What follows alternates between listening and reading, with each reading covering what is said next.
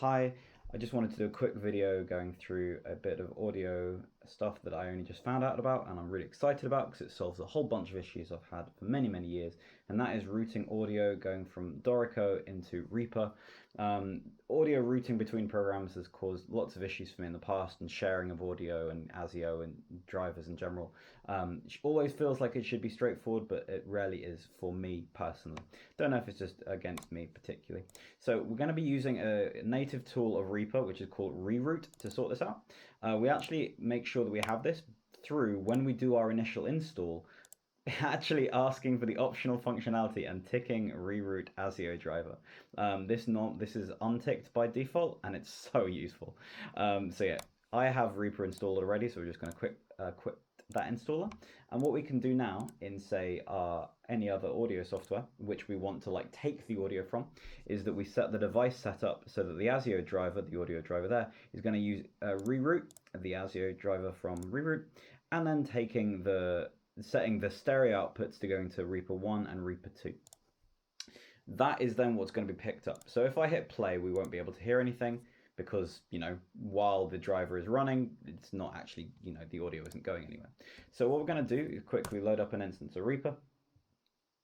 And what we can do here is if we go and set up our track, we can see here that ReaRoute now shows up as 1, 2. So now we can set that to be going there, we can set the monitoring, and then if we hit play here, we can see that the audio is actually coming out. And that's genuinely something which is wonderful. I always like to be working around and sort of using both programs, and it's causing all sorts of issues. Now, a small thing, you won't have been able to hear that output. That's because I'm recording this with OBS. And the reason that I even looked into this in the first place is that I need to route the audio of Reaper into OBS, and you also use ReaRoute. You use a slightly different plugin, and this isn't necessarily the point of this video, but I still wanted to kind of show you that that's what I'm doing.